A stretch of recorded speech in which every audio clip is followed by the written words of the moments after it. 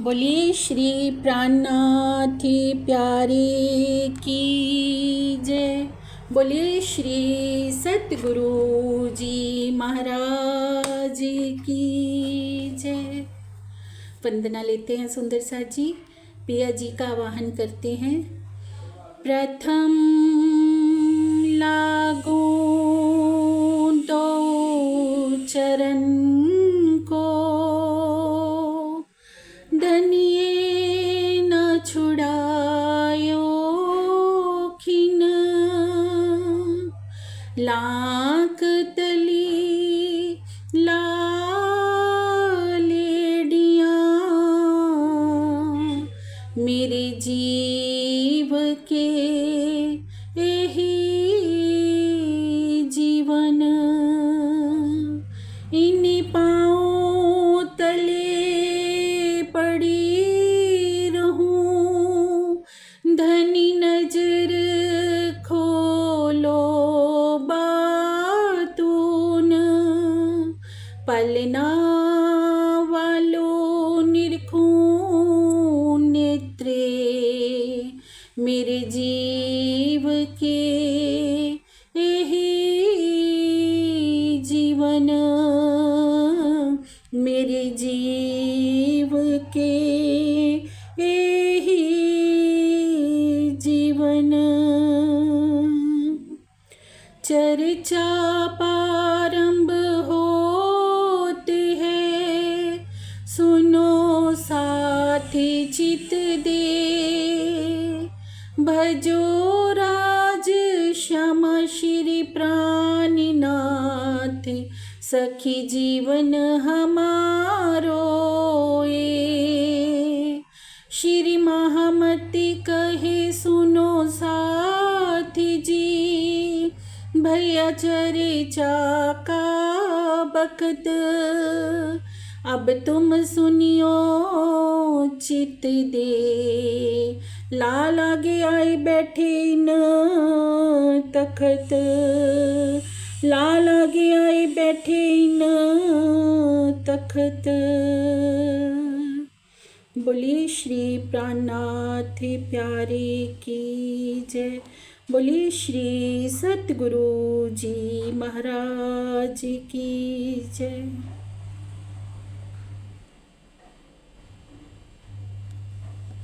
प्रेम प्रणाम जी सुंदर साथ जी।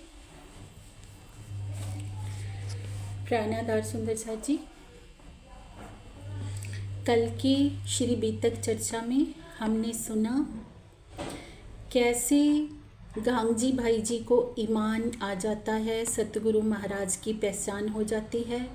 बहुत ही प्रेम पूर्वक कैसे गांगजी भाई जी सतगुरु महाराज को गाजो बाजों के साथ अपने घर पधराते हैं और कैसे सुंदर साथ का आगमन शुरू हो जाता है, जिनमें से एक होते हैं केशव ठाकुर जी। केशव ठाकुर जी का आना होता है और कैसे श्री मिहिराज जी का आना होता है सतगुरु महाराज के चरणों में।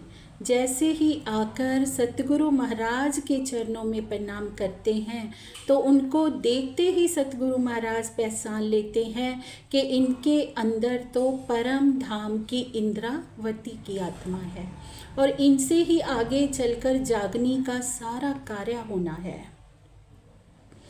तो सुंदर साथ जी, जाहिर सी बात है कि जिस तन से प्रीतम, जिस तन में बैठकर प्रीतम ने लीला करनी है तो उनको कसौटी पर तो कसेंगे ही कसेंगे, क्योंकि श्रीमुखवाणी क्या कहती है, मेहर सोई जो बातुनी। बातुनी मेहर जिस ब्रह्मंगना के ऊपर भी होती है तो धनी जी, तो उस आत्मा को कुछ संसारिक परीक्षाओं से तो गुजरना ही पड़ता है, क्योंकि संसार से आसक्ति को ख़त्म करना होता है धनी जी ने। अब वो तन जिसके अंदर परम धाम की पांचों शक्तियां विराजमान होकर लीला करने वाली हैं, तो उस तन को कसौटियों से तो गुजरना ही था। सुंदर साथ जी, क्या होता है जब उनकी अवस्था 25 वर्ष के करीब होती है अभी देखिए, जब सतगुरु महाराज के चरणों में आए थे तब 12 वर्ष 10 महीने और 2 दिन की उनकी आयु होती है। उसके बाद 13 वर्ष तक रहते हैं। धनी जी के चरणों में अपने भ्राता के साथ रोज़ आना जाना होता है, चर्चा का रसपान करते हैं। लेकिन जब उनकी उम्र 24 वर्ष 10 महीना और 5 दिन की होती है तो भाई गोवर्धन जी का धाम गमन हो जाता है। और भाई का धाम गमन होने के पश्चात बहुत ही हृदय उनका टूट जाता है, दुनिया से आसक्ति मिट जाती है। तो उसके बाद कैसी अवस्था से वो गुजरते हैं, क्या क्या लीला होती है, सुंदर सा जी सुनते हैं आज के प्रकरण में चौपाई के द्वारा। प्रेम प्रणाम जी। राशमन जी। श्री महामती कहे मोमिनो, जिन पर हुआ मैं राज। श्री महामती कहे मोमिनो, जिन पर हुआ मैं राज। सो खास उमत है, तन मार डारत हक काज। सो खास उमत है, तन मार डारत हक काज। 13 वर्ष माया मीने, 13 वर्ष माया मीने। प्रेम प्रणाम जी। राशमा जी। प्रेम प्रणाम जी। प्राण प्रीतम अक्षरातीत श्री लाल दास जी के धाम हृदय में विराजमान होकर वर्णन करवा रहे हैं कि जब श्री मिहिराज जी की आयु 25 वर्ष की होती है, 25 वर्ष तक भाई के साथ, भाई गोवर्धन जी के साथ चर्चा का रसपान करते हैं। परंतु उस समय कुछ उतने समय के लिए कुछ लौकिक उत्तरदायित्व का भी निर्वाह करते रहते हैं। पर अब क्या होता है कि जब भाई का धाम गमन हो जाता है तो संसार से आसक्ति बिल्कुल हट जाती है। अब दिन रात धनी जी के चिंतन में डूबे रहने लगते हैं, होज कौसर की शोभा में डूबे रहने लगते हैं। अब इस चौपाई का क्या भाव है सुंदर सा जी? क्यों कहा गया है 13 बरस माया मीने था ऊपर लौकिक भोज, कि 13 वर्ष की अवस्था में जब भाई के साथ वो रह रहे थे तो कुछ लौकिक कार्यों को भी पूरा कर रहे थे, पर उसको भी माया में क्यों कह दिया? उन 13 वर्षों को माया में क्यों कह दिया? क्योंकि जिस तन के अंदर विराजमान होकर प्रीतम अक्षरातीत ने लीला करनी है, उस तन का थोड़ा भी माया में ना रेश मात्र भी अगर माया में उनके लिए आ गया तो सबकी नज़र जानी उस पर स्वाभाविक है। क्योंकि उस जिस तन में प्रीतम ने लीला करनी है ना, उस तन में रंच मात्र भी माया का प्रभाव नहीं रहने देंगे। तो अब कसौटी शुरू हो जाती है। अब कठोर साधनाओं से अपने को गुजारने लगते हैं। जिस समय भाई का धाम गमन नहीं हुआ था तब तक धनी जी के लिए प्रेम था, पर एक निष्ठ प्रेम नहीं था। एक निष्ठ प्रेम से भाव क्या है सुंदर सा जी? कि पूरी तरह से तन से, मन से, हर तरह से, जीव से धनी जी के ऊपर ही हमारी आत्मा का समर्पण हो जाए। किसी के लिए भी हृदय में स्थान ना हो, अन्य किसी के लिए भी। तब तो देखिए भाई से भी प्रेम था। 20 वर्ष की आयु में विवाह हो जाता है। पत्नी होती है फूलबाई जी, पर उनके साथ भी अगर प्रेम है, भाई के साथ या पत्नी के साथ, तो संसारिक नाते से नहीं है, प्रेम आत्मिक नाते से है, क्योंकि दोनों के अंदर परम धाम की आत्मा है। पर धनी जी ने जिस हृदय में विराजमान होना है ना सुंदर साथ जी, वहाँ पे किसी के लिए भी पिया स्थान नहीं रहने देते, उस हृदय को बिल्कुल खाली करते हैं, क्योंकि धनी जी का वहाँ आसन लगना है। अब संसार की वास्तविकता बताने के लिए कि संसार नश्वर है, तो ये दिखाया जा रहा है। तो संसार से जैसे ही भाई का धाम गमन हुआ तो संसार से मोह समाप्त हो गया, शक्ति समाप्त हो गई, लगने लगा कि संसार में तो कुछ है ही नहीं। तो सुंदर साथ जी, ये बीतक हम सब के ऊपर घटित होती है। हमें भी जब भी संसार से कोई कष्ट आता है, तभी तो हमें संसार से मोह समाप्त होता है। अदरवाइज आप सोचिए, हम इतने समय से संसार में रह रहे हैं, अगर अच्छी अच्छी सुख सुविधाएं हमें मिलती रहें, हर कोई हमें प्रेम से मान इज्जत सम्मान हमें मिलता रहे, कोई दुख हमारे जीवन में नहीं आएगा, तो फिर परम धाम में और संसार में अंतर क्या रह जाएगा। अगर जहाँ सब कुछ सुखद ही रह होगा, तो फिर कैसे संसार नश्वर लगने लगेगा। संसार से आसक्ति हटाने के लिए पिया जी जिस अंगना के ऊपर भी मेहर की नज़र करते हैं ना, तो उसी के हिस्से में ये संसार के दुख आते हैं, क्योंकि बताना है कि संसार नश्वर है, संसार से मोह को समाप्त करना है। अब श्री इंद्रावती जी की आत्मा जब अथाह कष्टों को झेलते हुए संसार से आसक्ति खत्म हो जाती है, तो आभास करते हैं कि इन्हीं दुखों के कारण मुझे पिया से मिलन हुआ है। तो क्या कह दिया, दुख रे प्यारे मेरे प्राण को। वो दुख मुझे प्राणों से भी प्यारा है, क्योंकि इन्होंने मुझे प्रीतम से मिला दिया है।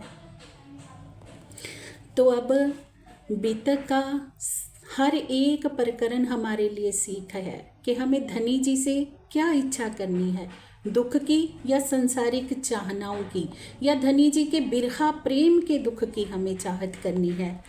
तो अब प्रतिदिन सतगुरु महाराज के मुखारबिंद से होने वाली चर्चा का श्रवण करते हैं, उनका चिंतन मनन करते हैं, और श्री देवचंद्र जी को साक्षात प्रीतम का स्वरूप मानकर कभी कभी उनसे प्रेम पूर्वक हंसी भी करते हैं।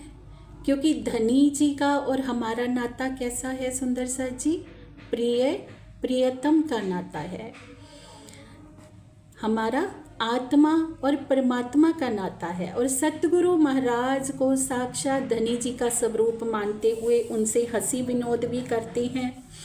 और एक दिन श्री महाराज जी के मन में बात आती है कि यदि हम परम धाम से आए हैं, धनी जी ने ही हमें इस मायावी खेल में भेजा है, तो क्या हमारे प्रीतम के ऊपर इतना भी अधिकार नहीं है कि हम इस खेल में उनको देख सकें।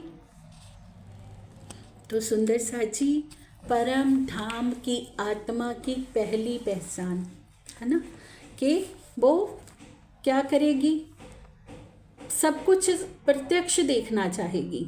वो ऐसा नहीं कि बात को सुन लिया और मान लिया, प्रैक्टिकली होती है परम धाम की आत्मा, कि जो सतगुरु महाराज कह रहे हैं वो मुझे देखना है, वो मुझे करना है।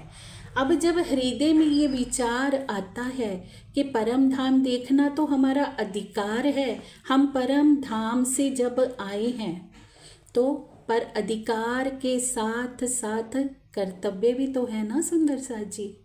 अब कैसे वो अपना कर्तव्य का पालन करेंगे, ये हमें सीख है श्री बीतक साहब से, कि हम अधिकार मांगने के अधिकारी कब हैं, जब हम प्रेम के रास्ते पर स्वयं को चलाते हैं।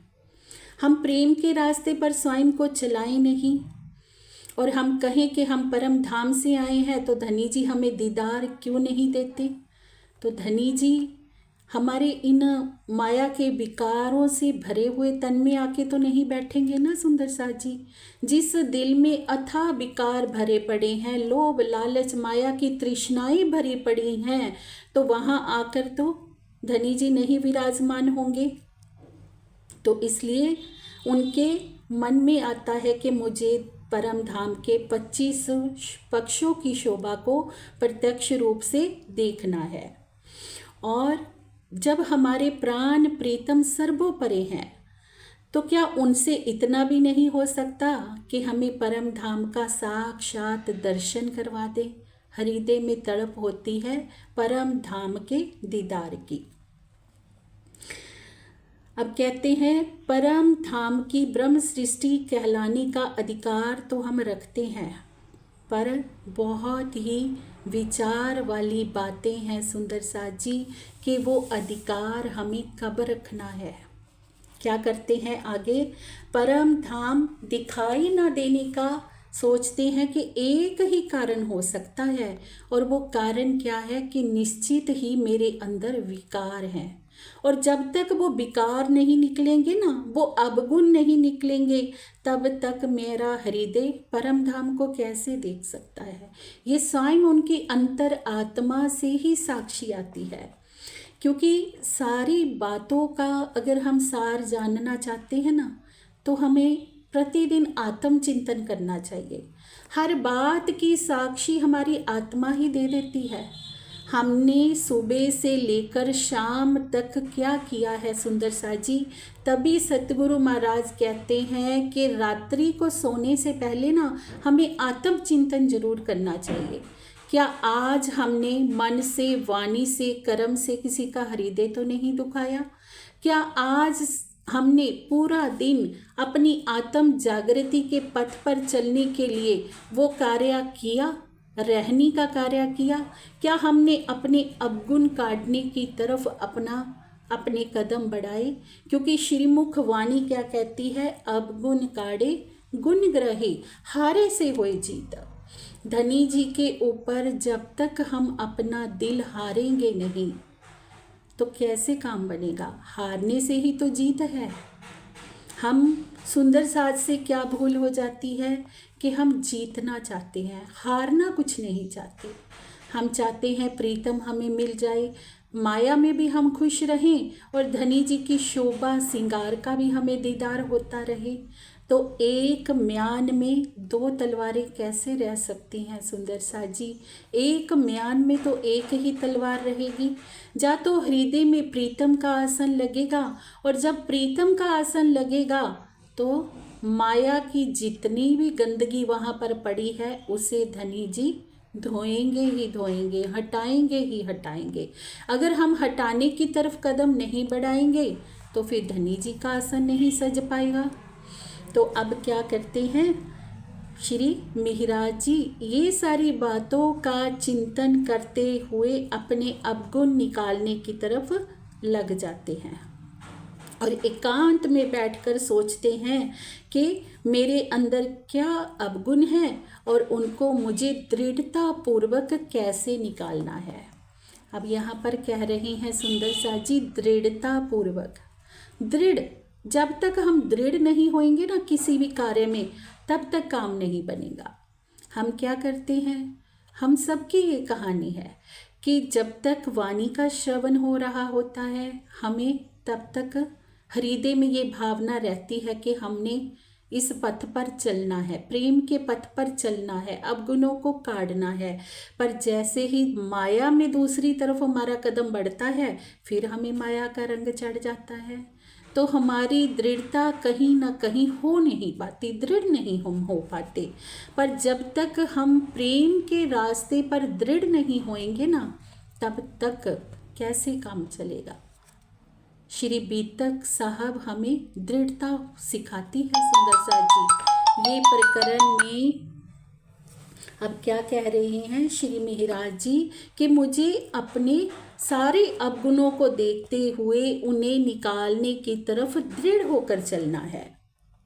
और इसी के साथ साथ सतगुरु महाराज से जाकर प्रार्थना भी करते हैं कि सतगुरु महाराज मेरे मन में इंद्रियों में जितने भी विकार हैं ना, आप कृपा करके उनको निकाल दीजिए, क्योंकि सुंदर साथ जी बिना सतगुरु की कृपा के कुछ भी संभव नहीं है। अब देखिए वाणी साक्षी है, श्री बीतक साहब साक्षी है कि 12 बरस तक 40 दिन रहते हैं ना दरबार में। हाँ जी 4 महीने 10 दिन। दीदी अपना माइक ऑफ कीजिए रानी दीदी। अभी प्रणाम जी। अभी देखिए जब 12 बरस की अवस्था होती है, 10 माह के होते हैं, तब तक क्या उनके दिल में ये विचार कभी आए थे? नहीं आए थे ना। जब सतगुरु महाराज के चरणों में गए, जैसे ही सतगुरु महाराज के चरणों में शीश रखा, जागृत बुद्धि ने तभी प्रवेश किया, और जागृत बुद्धि हृदय में आई तभी तो जागृति आने लगी, तभी तो हृदय में ये विचार उठने लगे कि मुझे परम धाम क्यों नहीं दिखता। तो सतगुरु का वरद हस्त कितना जरूरी है सुंदर साथ जी, ये भी हमें श्री बीतक साहब बताती है। अपना प्रयास कर रहे हैं पर सतगुरु से अर्जी कर रहे हैं कि मेरे मन के और इंद्रियों के विकार दूर कर दीजिए। और सतगुरु से हमें मांगना क्या है ये भी हमें श्री बीतक साहब बताती है।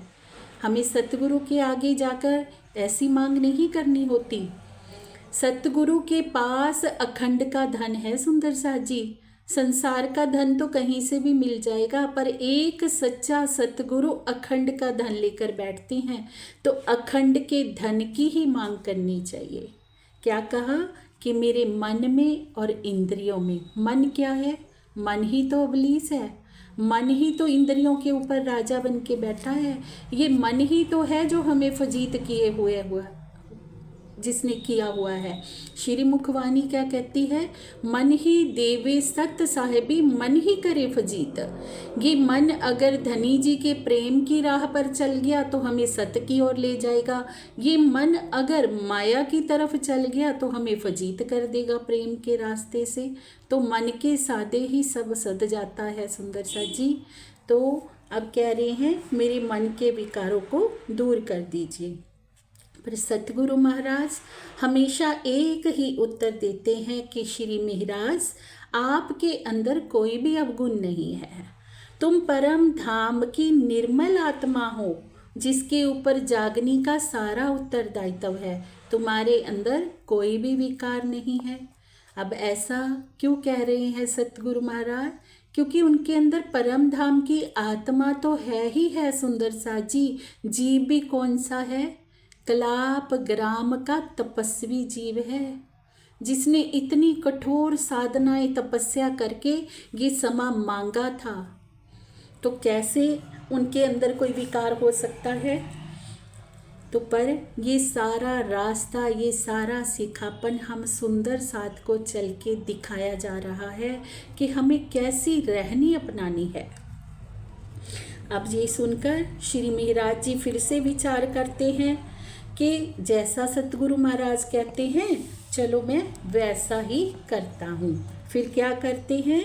सुनत श्री मुख चर्चा श्री देव चंद्र जी की जब चर्चा की चर्चा करत साथ आगे सब।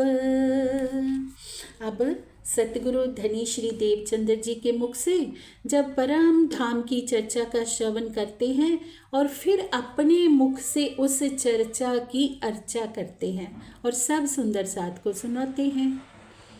और जब सुंदर साथ के आगे वर्णन करते हैं ना, तो सुंदर साथ को सतगुरु के कहे हुए वचन सुनाते हैं तो उन्हें हर एक वचन को ना अपने लिए कहा हुआ मानते हैं। ये बहुत ही विशेष बात है सुंदर सा जी। हर एक शब्द को अपने ऊपर घटित करते हैं कि ये धामधनी ने मेरे लिए सिखापन दिया है, और अपने मन में उन बातों का विचार करते हैं कि सतगुरु महाराज ने जो मुझे सिखापन दिया है वो मुझे अपने आचरण में उतारना है। बहुत विशेष बात है कि सतगुरु महाराज से जो हम सुने सुंदर सा जी अपने ऊपर घटित करें, वो हमारे लिए सिर्फ कहने का विषय ना बन जाए, वो हमारे लिए रहने का विषय बन जाए। महाराज जी क्या करते हैं, चर्चा की जब अर्चा करते हैं ना, इसलिए करते हैं कि एक एक शब्द को मुझे आचरण में उतारना है। ये नहीं कि सतगुरु से सुना तो आगे कहते फिरते हैं, सिर्फ कहने का विषय है। कहने का विषय नहीं है सुंदर सा जी, ये वाणी रहने का विषय है। एक एक बात को हमें अपने आचरण में उतारना है, और किसी भी सुंदर साथ को व्यंग करके बात नहीं कहते हैं, अपने पे सारी बातें अपने पे घटित करते हैं कि मुझे अपने विकारों को निकालना है। इस संबंध में श्री कबीर जी ने बहुत सुंदर एक बात कही है। क्या कहते हैं, बुरा जो देखन मैं गया बुरा न मिलया कोई, जब दिल खोजा अपना तो मुझसे बुरा न कोई। हम क्या करते हैं, हमसे भूल कहाँ होती है, हम बुराई को बाहर खोजते हैं, पर सबसे बड़ी बुराई तो हमारे ही अंदर है। हमारे अंदर विकार है, वो विकार ही तो हमें मजबूर कर रहे हैं कि हम बाहर खोज करें कि किसके अंदर क्या विकार है। जो परम धाम के प्रेम में डूबी हुई आत्मा होती है, क्या उसके पास इतनी फुर्सत होती है कि वो बाहर के विकारों को देखे या किसी का देखे कि वो क्या कर रहा है। उसे तो अपना ही देखने में फुर्सत नहीं है कि मुझे क्या करना है, मुझे प्रीतम को पाने के लिए क्या करना है। और यही विचार मन में करते हुए सतगुरु के वचनों का अनुसरण करते हैं और अपनी आत्मा को जगाने के लिए बहुत ही कठोर साधना में लग जाते हैं, शरीर को कष्ट देने लगते हैं। अब सोचते हैं कि ये मन है, पांचों इंद्रियों के ऊपर राजा बना हुआ है, तो बलपूर्वक उसे निर्विकार करने में लग जाते हैं, जिसे कहा है तिस वास्ते अपने मन को करते बड़ा जुलम। जुलम किसको कहा है, कठोर साधना में जो लग जाते हैं, हठ योग की साधना में लग जाते हैं। परंतु सुंदर सा जी इस चौपाई से हमारे लिए बहुत बड़ी सीख है कि हमारा रास्ता क्या है, हठ योग का रास्ता हमारा नहीं है। गीता में क्या कहा है, गीता में श्री कृष्ण जी कहते हैं कि जो हमारा आहार है वो युक्त होना चाहिए। युक्त आहार विहार से ही परमात्मा को पाया जा सकता है। ना तो हम ऐसा आहार करें कि बहुत ज़्यादा पेट भर के खा लिया तो निंद्रा आ रही है, ध्यान में बैठा ही नहीं जा रहा, और ना ही हम इतना कम आहार करें कि शरीर ही जर्जर हो जाए। क्योंकि हठ योग साधना से अगर परमात्मा मिलते तो हठ योग साधना करने वाले ऋषियों मुनियों की संसार में कोई कमी थोड़ी ना है। बहुत से ऐसे तपस्वी साधु जन हैं जो इतनी कठोर कठोर साधनाओं में लीन है, पर परमात्मा का मिलन किससे होता है, एक अनन्य परा प्रेम लक्षणा भक्ति से। परमात्मा के प्रेम में डूबे हुए विरह के आंसुओं से जब हृदय निर्मल होता है तभी परमात्मा का साक्षात्कार होता है। पर परम धाम की ब्रह्म अंगना जब उसको पता चलता है ना कि प्रीतम मेरे धाम दिल में ही बैठा है पर मुझे दिखाई नहीं दे रहा, तो निश्चित ही मेरे हृदय में विकार है, तो ये सोचते हुए हठ योग की साधना की तरफ लग जाते हैं, अपने शरीर को जर्जर करने की तरफ लग जाते हैं। तो ये विचारणीय तथ्य हमारे लिए है सुंदर साथ जी। हम सुंदर साथ क्या करते हैं, सुंदर साथ हम बहुत ही मज़े में रहते हैं, ये सोच कर के हम तो परम धाम से आए हैं, हम तो परम धाम से आए हैं। धनी जी ने खेल दिखाने के लिए लाए हैं, मज़े में खेल से रहो, जब तक दिखा रहे हैं देखो, और जब पिया जी को लेके जाना होगा ले जाएंगे। क्या हम इसलिए आए हैं सुंदर साथ जी? हम इश्क के ब्यौरे के लिए आए हैं, इश्क की सार्थकता सिद्ध करने के लिए आए हैं, संसार को इश्क समझाने के लिए आए हैं। हम यहाँ पर माया में आनंद लेने नहीं आए हैं, हम इस माया के ब्रह्मांड में बैठे बैठे अखंड का आनंद लेने के लिए आए हैं। तो श्री बीतक साहब के हर एक प्रसंग से पिया जी हमें निर्देशन दे रहे हैं कि ब्रह्म आत्माओं तुम्हारी रहनी कैसी होनी चाहिए। यहाँ पर तुम आनंद से बैठने के लिए नहीं आई हो, यहाँ पर 56 भोग खाने के लिए नहीं आई हो।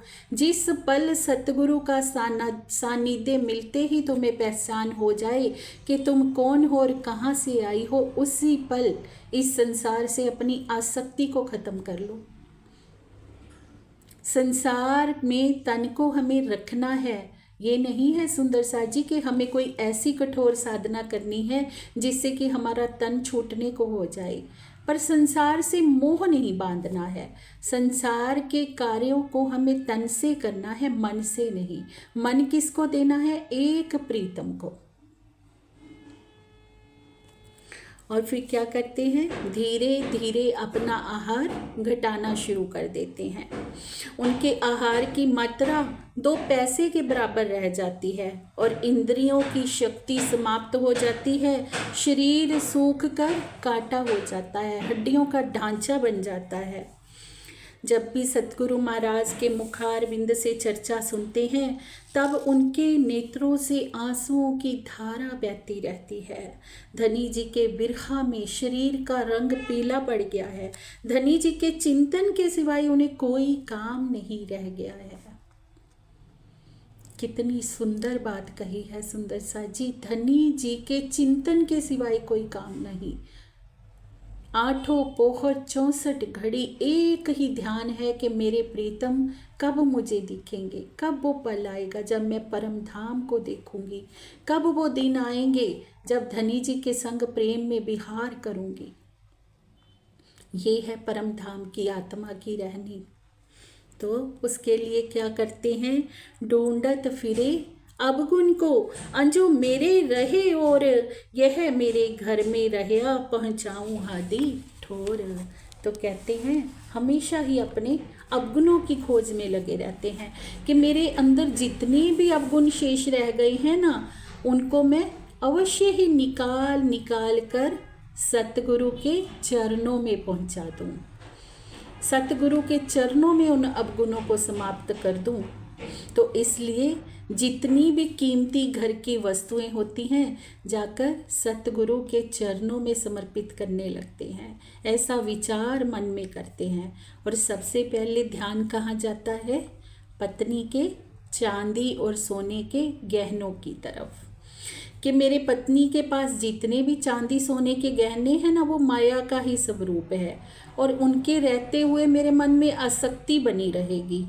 अब मन में उनके रहते आसक्ति कैसे बनी रहेगी?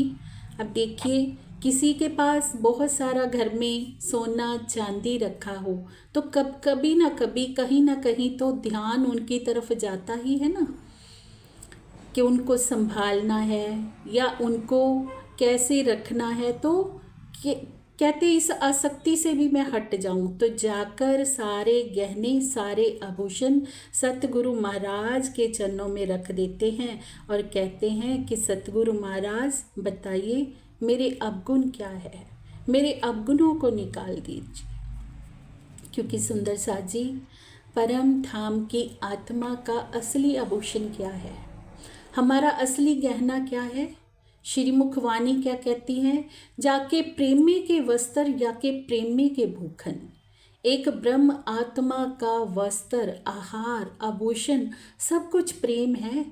हमें प्रेम का श्रृंगार सजना है। ये लौकिक श्रृंगार हमारा श्रृंगार नहीं है। ये लौकिक श्रृंगार हमें सुंदर दिखा सकता ही नहीं। ये तो एक आर्टिफिशियल कवच है, कितना हम अपने पे चढ़ा लेंगे। संसार में कोई सुंदर लोगों की कमी नहीं है। सुंदरता कौन सी है? आत्मा की। और जो हमारी आत्मा है ना, वो इतनी सुंदर है कि उसके जैसा सुंदर कोई संसार में है ही नहीं। किसी के साथ भी उपमा हम दे ही नहीं सकते उस आत्मा की।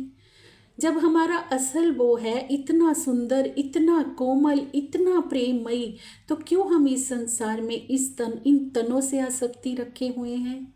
हमें इन आभूषणों की आवश्यकता नहीं है। ऐसा विचार मेहराज जी के दिल में आता है। और किस आत्मा के दिल में आएगा? जाको लेत हैं मेहर में। जिसको पिया जी अपनी अपार मेहर की छाँव तले लेंगे ना, उनके अंदर ही ये विवेक जागृत होएगा कि ये संसार के गहने, ये संसार के वस्त्र, ये संसार का खान पान मुझे कभी भी तृप्त नहीं कर सकता। सुंदर सा जी, तो जिस दिन भी ये विवेक हमारा जागृत हो जाए ना, उस दिन समझना चाहिए कि पिया जी की मेहर हमारे ऊपर हो गई। वास्तविक मेहर यही है, असल मेहर यही है। संसार में बहुत सारी खुशियों में, आनंदों में, माया में अगर हम डूबे हुए हैं, हम कहें धनी जी की मेहर है, तो ये मेहर नहीं है। असल मेहर जो बातुनी वाणी बार बार कह रही है। श्री मेहर सागर का हम पाठ करते हैं। श्री मेहर सागर के पाठ का प्रचलन चलाया गया धनी जी की तरफ से। किस लिए? हर जगह हम मेहर सागर का पाठ करते हैं। घर में कोई शुभ दिन होता है, कोई अशुभ दिन होता है, कुछ भी होता है तो मेहर सागर का पाठ किया जाता है। किस लिए? कि आत्माओं को समझ आ जाए कि मेहर असल क्या है। शादी में नाच गा रहे हैं, मेहर सागर का पाठ कर रहे हैं, तो क्या मेहर को समझा? अगर समझा होता तो हम नाच तमाशों में कभी उलझते ही नहीं। घर में किसी की मृत्यु हो गई है तो रो रहे हैं, विलाप कर रहे हैं, मेहर सागर का पाठ कर रहे हैं, तो मेहर को समझेंगे तो हमें संसार से आसक्ति समाप्त होएगी कि यहाँ तो नश्वर है, यहाँ कौन किसका साथ देने वाला है। एक वो प्रीतम है जो अनादि काल से हमारा था, अनादि काल तक हमारा रहने वाला है। तो क्यों ना जब वो सत्य है, वही सत्य रहेगा, तो इस तन के रहते रहते नाता उसी से जोड़ लिया जाए। तो बारंबार वाणी हमें समझाती है सुंदर सा जी कि तन संसार को दीजिए लेकिन दिल धनी को दीजिए। दिल संसार को देने के लिए नहीं है, हमारा दिल हमारे प्रीतम का है। अगर सीधे से हम प्रीतम के चरणों में रख देंगे तो ठीक है, अगर नहीं रखेंगे तो फिर उल्टी, कहते हैं ना धनी जी को उल्टी उंगली से घी जैसे कहते हैं निकालना पड़ता है। तो फिर हमें माया से हमारी आसक्ति मिटाने के लिए धनी जी को कोई दिखाना पड़ेगा हमें। अब मन को पवित्र करने के लिए क्या करते हैं? अपने को कसौटी पर जब कस रहे होते हैं कि मेरा मन कितना पवित्र हुआ है, तो बाजार में जाते हैं। बाजार में जाकर सुंदर सुंदर वस्तुओं की तरफ देखते हैं कि मेरा मन संसार की सुंदर वस्तुओं को देखकर उलझ तो नहीं रहा, मेरे मन में कोई चाहत तो नहीं उत्पन्न हो रही कि ये वस्तु तो इतनी सुंदर है, मैं इसको खरीद लूँ या अपने पास रख लूँ। तो ये भी कब तक है सुंदर सा जी? जब तक हमने अपार सुंदरता के सागर को नहीं देखा। संसार की सुंदर चीज़ें भी हमें तभी तक लुभाती हैं। जब धनी जी की सुंदरता को देख लेंगे तो फिर तो पता चलेगा ना आत्मा को कि उससे सुंदर तो कोई है नहीं। पर अभी देखा भी नहीं है, सिर्फ सुना है कि प्रीतम से सुंदर कोई भी नहीं, तो संसार की सारी वस्तुओं से आसक्ति मिट गई। पूरी कसौटी पर अपने को कस रहे हैं। और यदि ऐसा होता भी है कि किसी आकर्षित वस्तु की तरफ ध्यान जाता है तो मन को फिटकार लगाते हैं। क्या कहते हैं?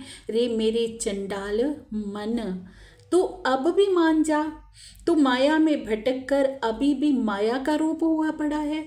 अब भी तुझे धनी से प्रेम नहीं हो रहा। धनी साक्षात आकर विराजमान हो गए हैं, साक्षात अपनी वाणी का रस पिला रहे हैं, फिर भी तो माया में ही बंधा हुआ है। तो अपने मन को कठोर शब्दों से फटकार लगाते हैं और इस प्रकार अंतस्करण की पवित्रता की कसौटी पर पूरी तरह अपने मन को परखने में लग जाते हैं। अंतःकरण की बात पर श्री मुखवाणी में एक चौपाई आती है सुंदर सा जी, अंतःकरण आत्म के जब ही रहो भराए, तब आत्म पर आत्म में रहे न कछु अंतराए। जब हमारी आत्मा के अंतःकरण में ना पर आत्म वाली शोभा बस जाएगी, पर आत्म का श्रृंगार बस जाएगा, धनी जी का प्रेम बस जाएगा, तो हमारी ये संसार का अंतःकरण नहीं रह जाएगा। अंतःकरण आत्म के जब ही रहो भराए, जब पर आत्म वाला शोभा श्रृंगार बस जाएगा, तब आत्म पर आत्म में रहे न कछु अंतराय। फिर आत्मा में और पर आत्म में कोई अंतर रह ही नहीं जाएगा। जो कुछ पर आत्म के दिल में है वो आत्मा के दिल में भी आ जाएगा। वो सारी शोभा श्रृंगार, वो सारा प्रेम, वो सारा आनंद आत्मा के हृदय में भी आ जाएगा, जब आत्मा के अंतःकरण में पर आत्म वाली भावना बस जाएगी। तो अपने अंतःकरण को पवित्र करने पर लग जाते हैं। रास्ते में चलते हैं तो यदि कोई परिचित व्यक्ति वहाँ पर मिल भी जाता है ना, तो उसको देखकर मुख दूसरी तरफ कर लेते हैं कि कहीं इसके साथ मुझे बात ना करनी पड़ जाए और उतने समय के लिए मेरे और धनी के प्रेम में ये बाधक ना बन जाए। ये है प्रेम सुंदर सा जी, कि 5 मिनट के लिए भी ना अगर किसी से बात करनी पड़ जाए तो लगता था कि धनी और मेरे बीच में दूरी हो रही है। हृदय में हर पल एक तड़प प्रीतम को पाने की चल रही है। ये है प्रेम। इस प्रकार साधना की कठोर अवस्थाओं से गुजरते गुजरते जो शरीर होता है पूरी तरह जर्जर हो जाता है, किंतु उसका लाभ क्या मिला सुंदर सा जी, कि अभी एक झलक देख लेते हैं परम धाम के 25 पक्षों की। कौन सी अवस्था में? 27 वर्ष की अवस्था में। 27 वर्ष की जब अवस्था होती है, जब यौवन अपने पूरे चरम लक्ष्य पर होता है, तो उनको तड़प क्या लगी थी? धनी को पाने की। तो 25 पक्षों की शोभा को देख लेते हैं, मूल मिलावा में बैठी हुई अपनी पर आत्म को देख लेते हैं।